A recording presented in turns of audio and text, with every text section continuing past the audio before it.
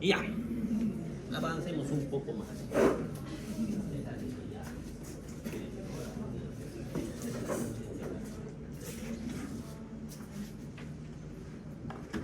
Pasamos al nervio óptico. El nervio óptico es un poquito complejo valorar, pero vamos a ver lo más sencillo, ¿no? Lo primero que valoramos es la agudeza visual. ¿Y cómo obtenemos las imágenes? ¿Cómo obtienen las imágenes? ¿Dónde llegamos la información? ¿A la retina? Esa retina tiene que confluir en un área en el fondo del ojo, que es la mácula densa. Y de ahí tiene que entrar al nervio óptico, ¿no es así? Tienen otra área que es la papila, que es una zona ciega.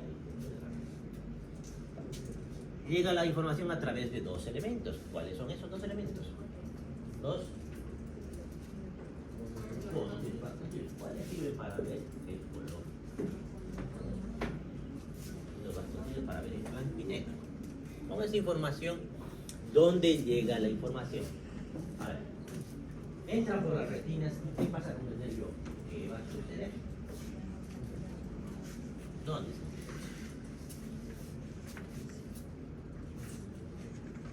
¿Con qué textura se cruza la información? Pero tiene un entrecruzamiento muy especial. No es como otras cosas, por ejemplo, el movimiento de su brazo derecho está al otro lado. En cambio, aquí tiene una forma especial de entrecruzarse. La mitad del nervio va directo y la otra mitad se cruza en el quiasmo, no se entrecruza completo. Y eso nos va a traer algunas alteraciones de la visión. Y finalmente, ¿dónde llega esa información?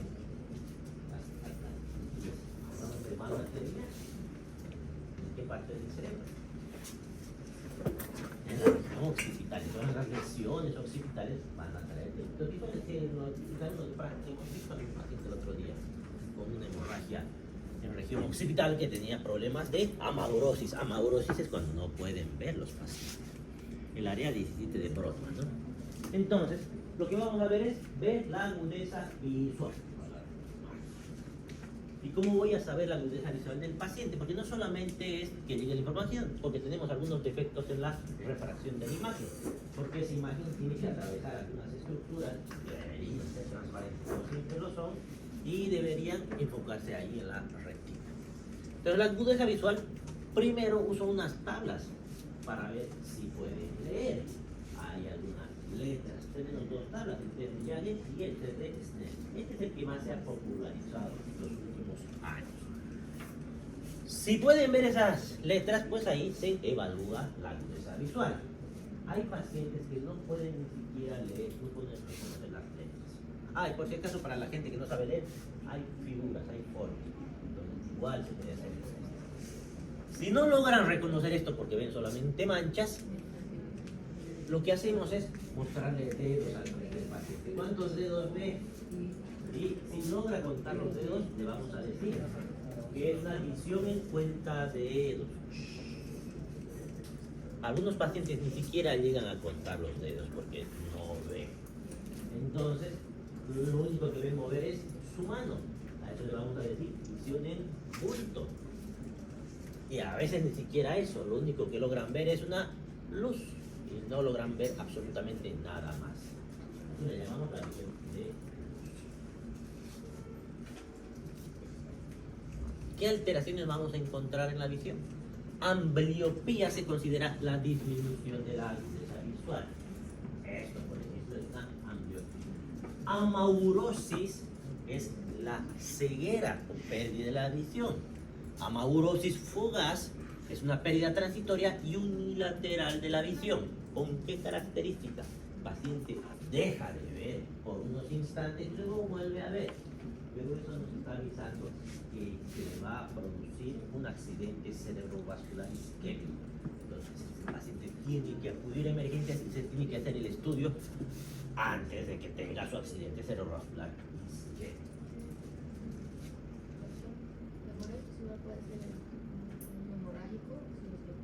Puede ser cualquiera.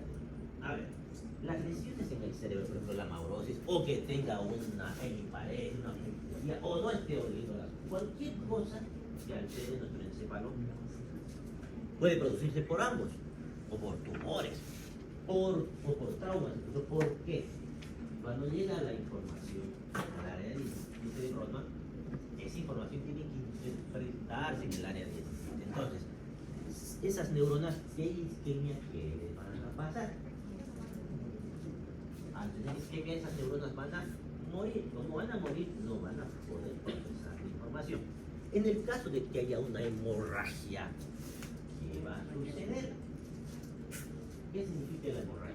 Un vaso sanguíneo se rompió. Al romperse, ¿qué ha sucedido? Hay una zona que igual termina siendo una isquemia en esa zona. Y el resto de la sangre de la que se vierte hacia el resto de las estructuras, ¿qué va a suceder? La sangre es irritativa, va a irritar la zona, va a hacer que toda esa zona no funcione correctamente. Hay que tener qué va a suceder posteriormente.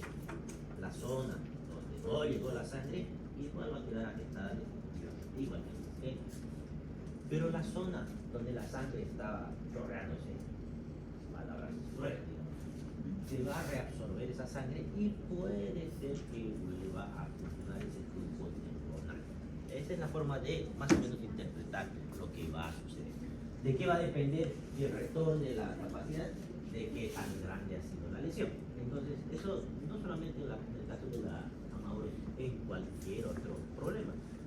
Y luego tenemos algo que es la neuroplasticidad. ¿Han escuchado hablar sobre la neuroplasticidad? ¿Qué es la neuroplasticidad? Es la habilidad de crear nuevas conexiones neuronales. Exactamente, se crean nuevas conexiones, pero con otros grupos neuronales que hacen esa actividad.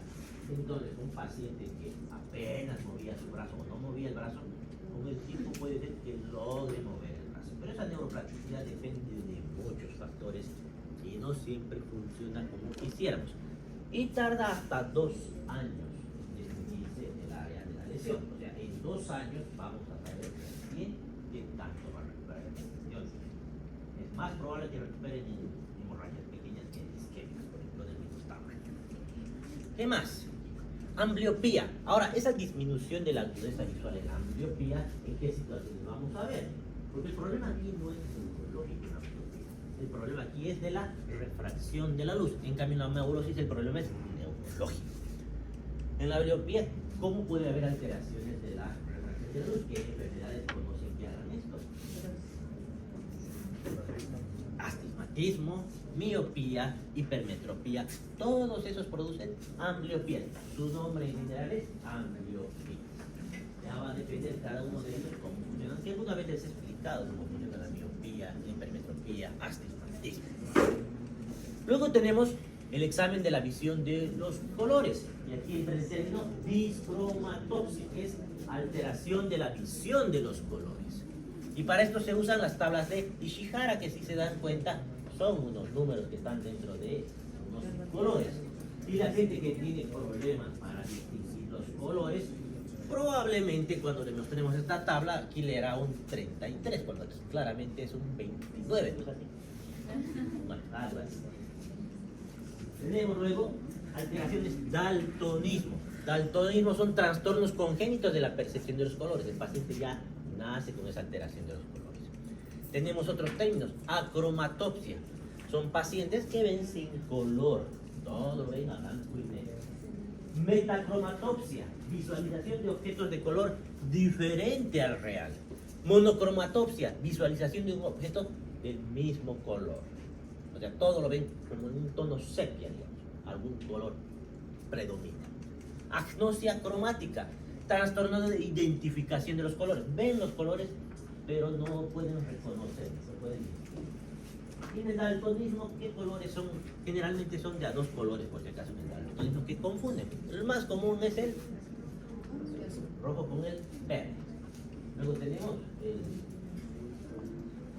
amarillo, pero siempre van de a 2 colores.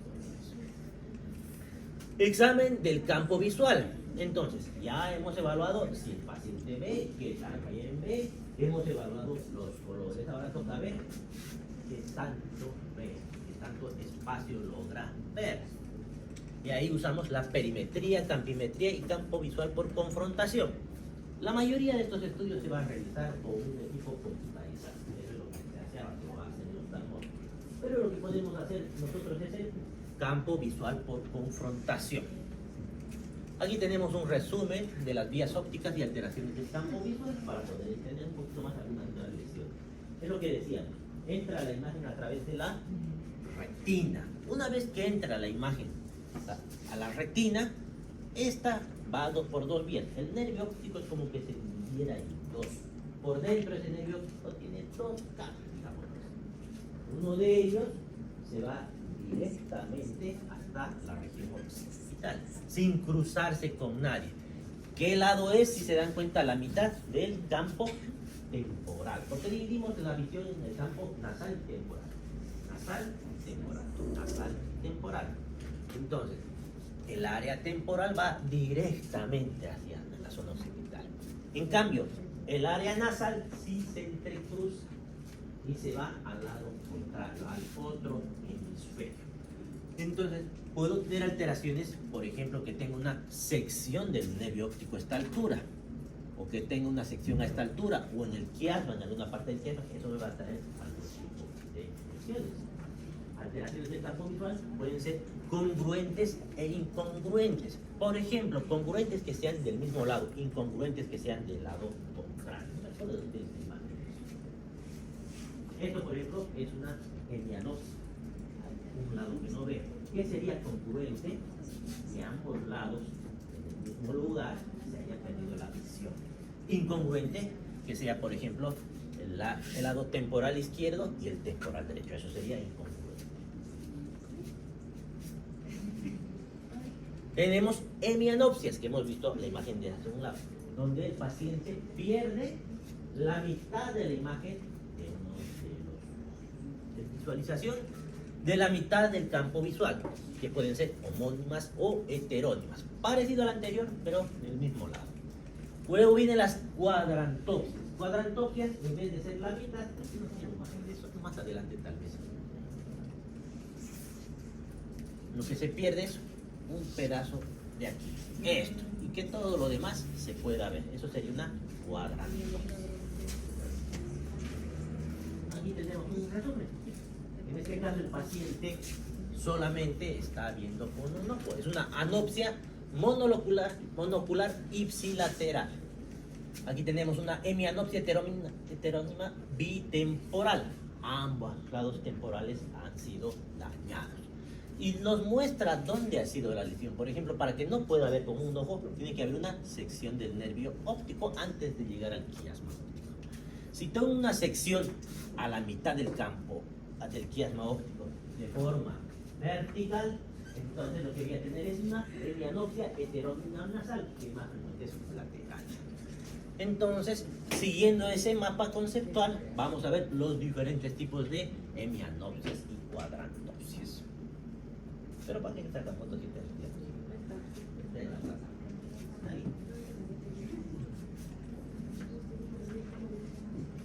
Luego vamos a evaluar el fondo de ojo. Y en el fondo de ojo, ¿para qué evaluamos? Necesitamos el oftalmoscopio. ¿Qué podemos ver ahí? Los vasos sanguíneos y la retina. Estas son las dos cosas que vamos a evaluar. Es más, es el único lugar del cuerpo donde podemos evaluar los vasos arteriales y donde nos puede dar bastante información de pacientes diabéticos o de pacientes hipertensos. ¿Qué vamos a evaluar en el fondo de ojo? Los vasos sanguíneos, la papila y la mácula densa. En las papilas podemos hacer algunos diagnósticos. Podemos hacer diagnósticos de glaucoma o diagnósticos de hipertensión endocraniana, cuando esa papila está hinchada, por ejemplo. Alteraciones que nos vamos a encontrar, el edema de papila, que ya les he mencionado, que podemos encontrar una hipertensión endocraniana.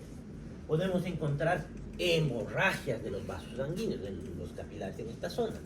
Podemos encontrar atrofia de la papila. Si tengo una atrofia de papila, pues estamos hablando de otras patologías. Una neuritis óptica. Entonces, hay varias cosas que pueden evaluar en oftalmología. Y para evaluar el fondo de ojo, ¿cómo hacemos el estudio? usamos nuestro oftalmoscopio, que tiene básicamente una luz y un lente a través del cual magnifica todo lo que está al fondo del ojo. ¿Cuál es la puerta de entrada hacia el fondo del ojo? Hay una pequeña puerta, una apertura que puede abrir o cerrarse. ¿Cuál es esa apertura? La pupila, que se va a contraer o se va a dilatar. ¿Qué sería mejor para que podamos ver con más claridad el fondo del ojo? Que esté dilatado. ¿Y qué usaríamos para hacer eso? Atropina, por ejemplo, cuando usa el paciente, esa atropina, ¿qué va a hacer? Va a dilatar. Pero ojo, no podemos dar nosotros como médicos, vamos a decir médicos generales, esto es este dilatador de la pupila a los pacientes sin estar seguros de que no tienen glaucoma, porque podemos hacer que suba su presión intraocular. El oftalmólogo, en cambio, tiene su medición de la presión intraocular y una vez que esté seguro que no hay glaucoma, recién puede dar. Entonces, no les pongan gotas para dilatar la pupila a los pacientes. No están seguros ustedes que haya o no haya glaucoma.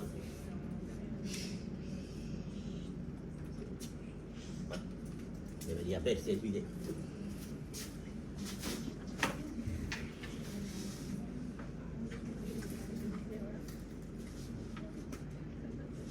Esa técnica también para ver el fondo del ojo.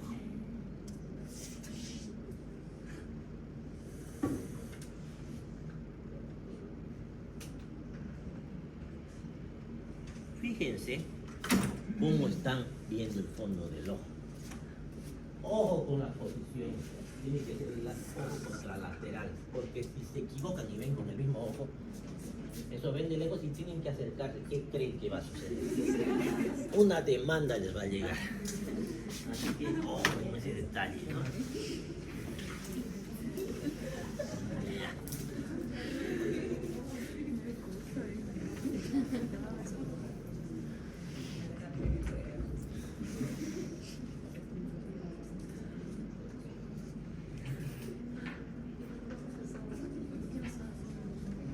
Vamos a probar, aunque más adelante creo que está igual.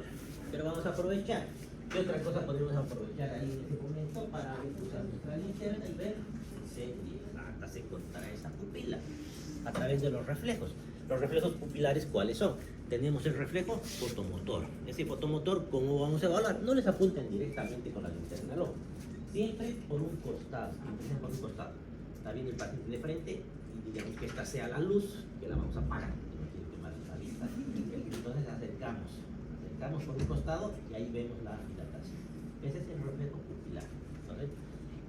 ¿Qué más podemos hacer? El reflejo consensual. ¿Cómo hacemos el reflejo consensual? ¿Qué nos dice el reflejo consensual? Ya.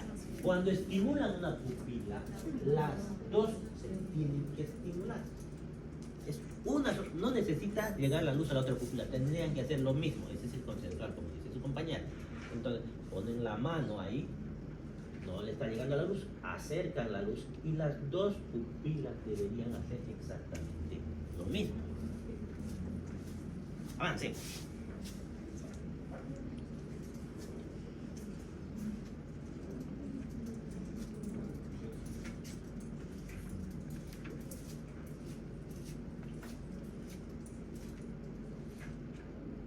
Pupilas fotorreactivas, escribimos en la historia aquí. Pueden estar hiporreactivas, hiperreactivas, pueden estar arreactivas. Ahora está haciendo la campimetría. Básicamente está viendo, se ve de frente y está diciendo, ve, ya está viendo. Ese campo visual puede reducir. ¿Cuándo se va a reducir el campo visual? Por ejemplo, es algo muy evidente cuando hay tumores en hipófisis que hacen compresión sobre ese diagnóstico. Va reduciendo, va tunelizando la visión. Un poco gracioso. Bien. Luego evaluamos 3 pares craneales juntos, que es el tercer par, el cuarto par y el sexto par. El tercero, que es el motor ocular común. Motor ocular común porque le decimos que músculos están bajo el comando del motor ocular común. ¿Ah? A ver, ¿qué músculos tenemos en el ojo? ¿Cuántos rectos tenemos? Ya. Todos los maneja menos, porque tenemos uno especial para hacer eso, el motor ocular externo. Luego, ¿cuál más maneja? Los rectos y los oblicuos. ¿Cuántos tenemos? Tenemos dos. Tenemos el patético que maneja el oblicuo mayor. Entonces, menos esos, todos los demás manejan. Y el elevador del párpado. A ver. Vamos a evaluar la motilidad extrínseca del ojo y la motilidad intrínseca. La motilidad extrínseca, cómo se mueven los ojos. Y la intrínseca, estamos hablando de la pupila básicamente. La extrínseca, valoramos la apertura palpebral, porque hemos dicho que el elevador de los párpados también está comandado por un motor ocular común, los movimientos oculares. La motilidad intrínseca del ojo, la pupila, el reflejo fotomotor, el reflejo consensual y el reflejo de acomodación y convergencia. ¿En qué consiste? Que cuando ustedes le piden al paciente que mire un objeto fijo, el dedo, por ejemplo, y van acercando, el paciente debería dirigir al mismo lugar y debería hacer una miosis de la pupila. Exploración de la motilidad extrínseca, básicamente con el dedo que siga nuestro dedo, con su vista. Y ahí evaluamos si se están moviendo ambos ojos de forma adecuada. ¿Qué podemos encontrarnos aquí que no funcione? Por ejemplo, estrabismo. El estrabismo es cuando se pierde el paralelismo de la visión, cuando los ojos apuntan a lugares diferentes. Desviación de uno o ambos globos oculares con la cabeza de frente. El estrabismo puede ser divergente cuando los ojos apuntan hacia afuera, puede ser convergente cuando apuntan hacia adentro. Incluso hay otro como el zoom convergente que es hacia abajo. Vamos a encontrar los que vayan a ser oftalmólogos. Tenemos el nistagmo, que ya hemos visto anteriormente, que era el nistagmo, ese movimiento oscilatorio repetitivo, que había varios tipos de nistagmo, que está en su texto ahí. Tiene el bobbing, no sé qué tonterías. Hay un montón de movimientos, que puede ser fisiológico o patológico. Fisiológico, por ejemplo, cuando exponen el oído a agua tibia o agua fría, hacen nistagmo de forma natural. Patológico cuando hay alguna alteración neurológica. Exoftalmos. ¿Qué era el exoftalmos? No era visión doble. Lo que pasa es que el exoftalmos producía que haya visión doble, porque se pierde el paralelismo. Pero, ¿qué es el exoftalmos? Que están protruidos los globos oculares. ¿Por qué estarán protruidos los globos oculares? ¿En qué patologías han visto eso? ¿Y por qué están protruidos los globos oculares? ¿Están más grandes? Eso, está inflamada la grasa del ojo. ¿Y qué más? Y los músculos. ¿Por qué? El hipertiroidismo es una variedad de hipertiroidismo autoinmune, como reacción cruzada, inflama esa grasa periocular y los músculos. Es eso, la enfermedad de Graves. A ver, ahí está el nistagmus.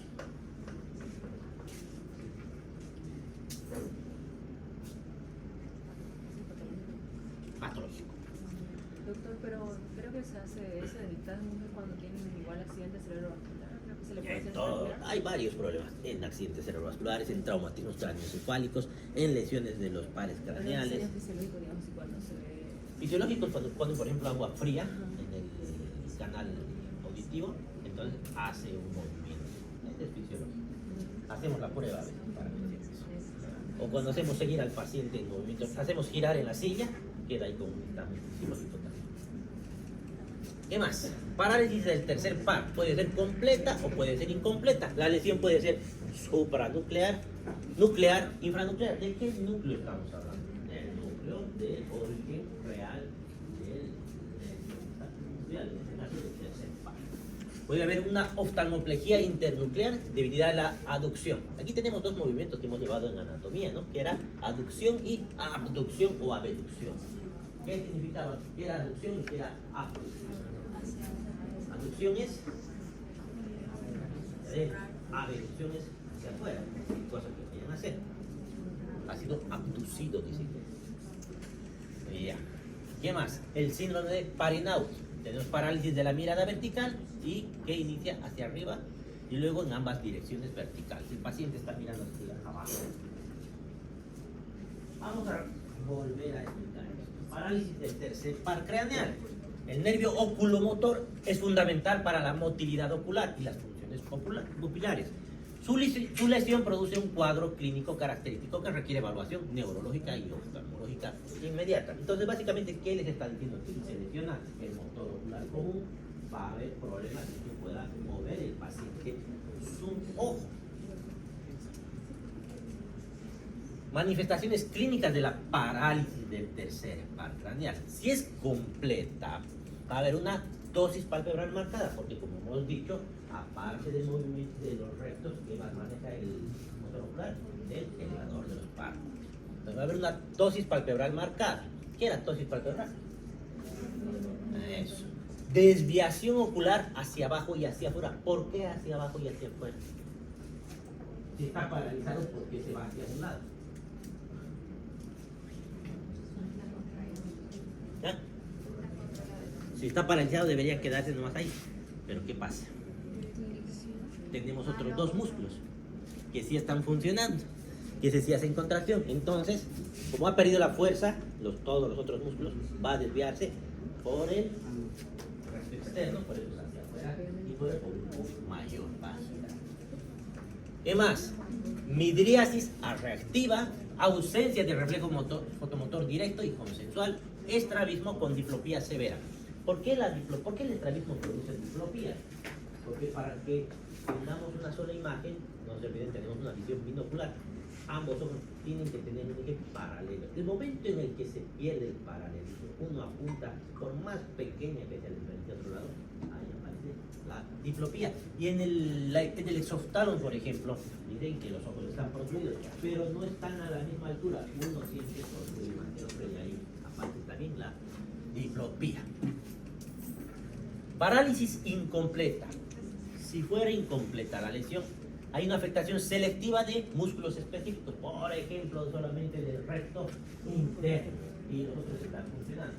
Hay una preservación parcial de la función pupilar y hay grados variables de dosis según cómo sea la lesión.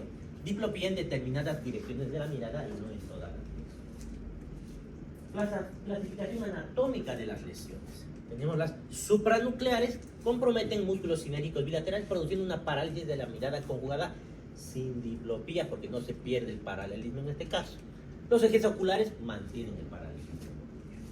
Lesiones nucleares infranucleares afectan directamente a los músculos extraoculares específicos. En el camino se está produciendo la lesión, generando estrabismos con diplopía. Frecuentemente comprometen la función pupilar. ¿Cuál es la causa? Puede ser congénito o adquirido. Congénito que nace, como ese problema adquirido puede ser tumores, infecciones, accidentes cerebrovasculares. Síndromes específicos localizados en este par. La oftalmoplejía internuclear, lesión del fascículo longitudinal medial con el ojo ipsilateral con imposibilidad de aducir el ojo. El ojo contralateral tiene un nistagmo, es abducción, y hay una convergencia preservada. El síndrome del seno cavernoso, que van por infecciones del seno cavernoso, con una parálisis combinada entre los tres pares craneales. El síndrome de Parinau es una parálisis de la mirada vertical superior por lesión mesencefálica rostral, con los ojos que están, como en la imagen anterior que hemos visto, descendidos, están mirando hacia abajo. Hay una convergencia en miosis y una imposibilidad de mirar hacia abajo. Parálisis del cuarto par craneal, que igual puede ser congénita o adquirida. Hay una inclinación de la cabeza hacia el lado opuesto al músculo paralizado. Hay una diplopía vertical cuando se mira hacia abajo y no puede bajar el paciente, por tanto, las escaleras. Parálisis del sexto par craneal. El globo ocular se desvía hacia adentro y resulta imposible llevarlo hacia afuera. Presenta una diplopía horizontal cuando mira hacia el lado afectado. Aquí parálisis del sexto par, están mostrando algunos ejemplos. ¿Esto qué se llamaba? Exploración de la motilidad ocular intrínseca. Ya hemos visto la extrínseca. ¿Cómo valoramos la intrínseca? Vemos el tamaño de la pupila. ¿Cuánto es el tamaño de la pupila? Ya les preguntaba en el examen. Y tenemos que acordarnos, porque cada vez que valoramos pupilas, ¿cómo vamos a saber que están midriáticas o mióticas? No sabemos cuánto mide. De 2 a 4 milímetros es la medida. Miosis le decíamos cuando. Midriasis cuando está dilatada. Miosis podemos ver en meningitis, en uremia. Uremia estamos refiriendo a que ha aumentado la urea, ¿no? El síndrome urémico. Intoxicación por opioides, en síndrome de Clauber-Narhorne, en tumores. Midriasis en el síndrome de Porphyre de Petit. Y podemos encontrar también anisocoria. ¿Anisocoria qué era?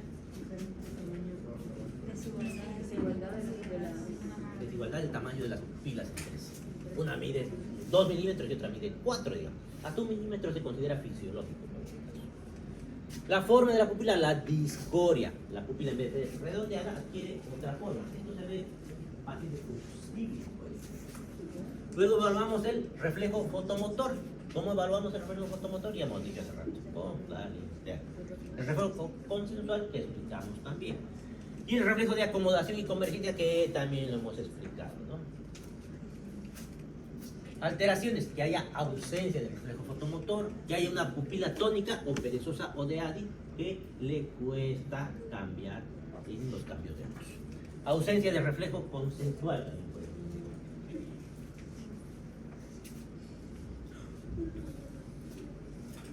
Estoy evaluando.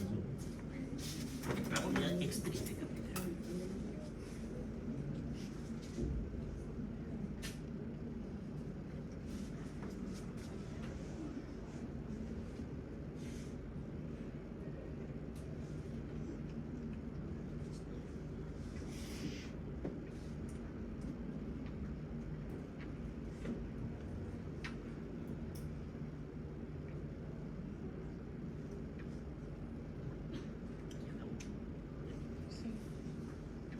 Pasamos a hablar sobre el trigémino. Entonces decimos trigémino porque tiene 3 ramas: la rama oftálmica, la rama maxilar y la rama mandibular. Tenemos la función sensitiva y la motora. La exploración sensitiva, vamos a ver la sensibilidad dolorosa o la sensibilidad térmica. ¿Cómo vamos a evaluar la sensibilidad térmica? Básicamente con unos tubos de ensayo podemos evaluar con agua tibia, agua fría y agua poco caliente que no queme, y aproximamos al paciente. Generalmente se hace con los ojos cerrados, pero también podemos usar objetos metálicos, por ejemplo, que entonces eso es frío. Exploración motora, el reflejo corneano, el superciliar, el glabelar, el macetérico. ¿Cómo evaluamos el reflejo corneano, por ejemplo? Hemos visto con práctica un hisopo, un algodón, tocamos levemente la córnea y cuál es el reflejo natural del paciente. ¿Qué debería hacer? Debería parpadear. ¿Cuándo encontramos ausencia del reflejo corneano? Por ejemplo, en muerte cerebral podemos encontrar ausencia del reflejo corneano. El superciliar, ¿cómo hacemos? Percutimos, ¿no? Tienen su martillo de percusión, su martillo neurológico, que tiene un montón de sitios, ¿eh? Tienen ahí una aguja, tienen los bordes de goma para ir golpeando, provocando los reflejos. ¿Qué más tienen ahí? Tienen una escobilla para ver la sensibilidad, lo que tienen es un martillo neurológico. Entonces ahí golpean la glabela, que es lo normal. El paciente parpadea y levante el centro.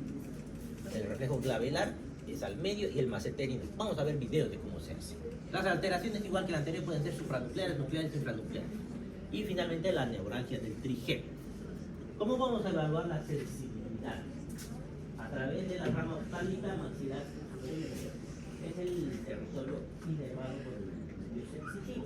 Y tenemos otro tipo de sensibilidad, la termoalgésica, que nos dice la sensibilidad a la temperatura, que es diferente a estar sintiendo. ¿Cómo vamos a evaluar la sensibilidad termoalgésica? Vamos a poner algunos objetos de temperaturas diferentes en estas áreas. Y el otro con el punzón, con la aguja del martillo de percusión que tiene. Y la escobilla también. Con los ojos cerrados, lógicamente.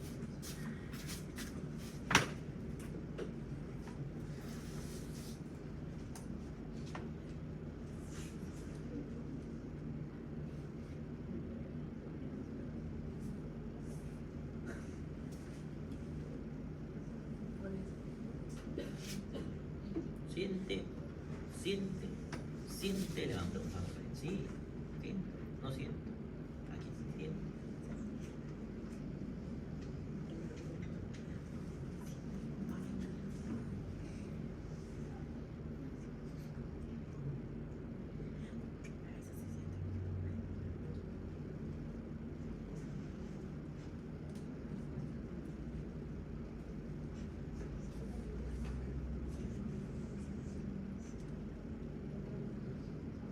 musculatura, me parece que tenemos.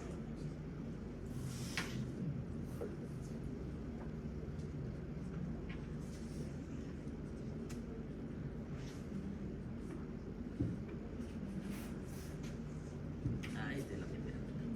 Pues ya pasó. ¿Hay alguna diferencia con el tamaño del objeto? Tiene que ser pequeño, no es obligatorio que sea grande, no hay una indicación de tamaño. Con tubos de ensayo, por ejemplo, la temperatura es perfectamente fácil de hacer. En este caso estoy usando el diapasón porque es metálico y es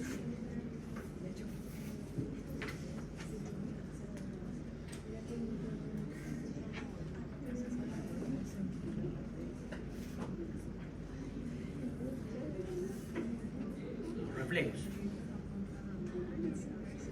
El maceterito. La boca. Primero está viendo la fuerza de los músculos. Luego a ver el maceterito.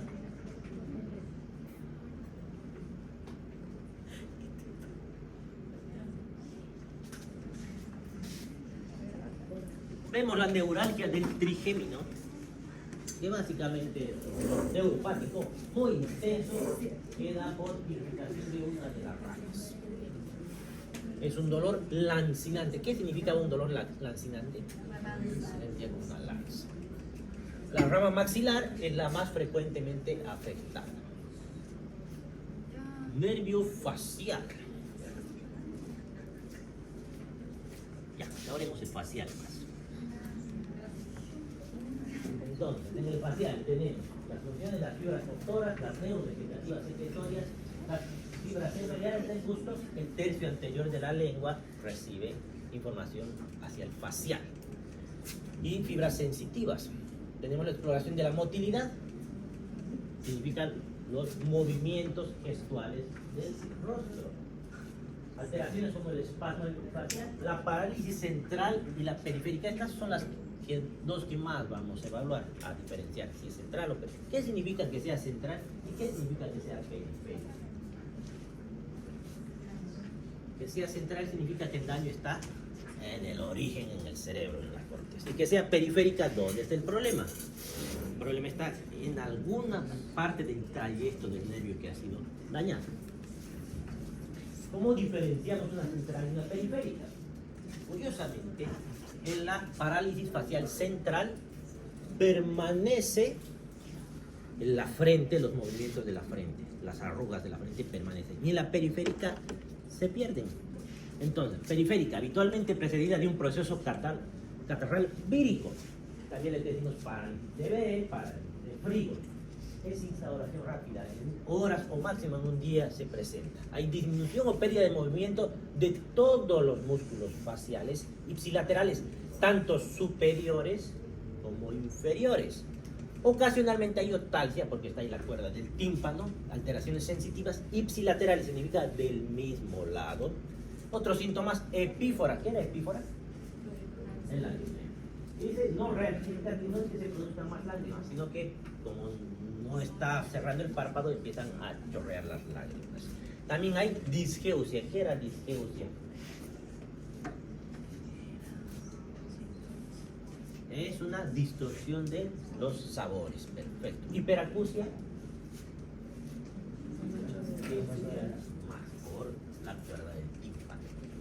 La parálisis facial central, en cambio, conserva la función de la musculatura facial superior, de la frente más que todo, por inervación cortical bilateral de la porción del núcleo del séptimo par correspondiente a la rama temporal. Entonces tenemos ahí, si es periférica, la frente pierde sus arrugas. Si es central, la frente mantiene la movilidad. Si es periférica, ¿qué tratamiento le vamos a dar? Generalmente le damos antivirales y antiinflamatorios, además de corticoides, haciendo el efecto de antiinflamatorio más fisioterapia. Le pide que cierre los ojos y quiere abrirlos para demostrar que tiene fuerza todavía en el orbicular de los ojos. Lo mismo en la boca, el orbicular de los labios. Eso creo que no estaba mencionado en la literatura, pero dijimos que los 2 tercios anteriores de la lengua pues obtienen la información de los sabores y mandan hacia el facial. Y le vamos a hacer sentir algunos sabores y le vamos a preguntar si siente esos sabores. De forma bilateral tenemos que hacer. tomar agua porque si no queda el sabor ahí marcado.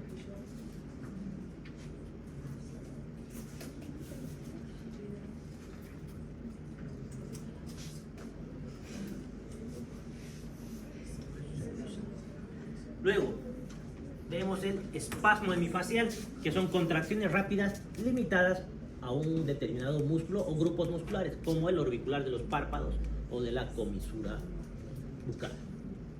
Y hasta ahí llega. El auditivo, vamos a ver la próxima clase. Yo sé que tenemos es un poquito más complejo.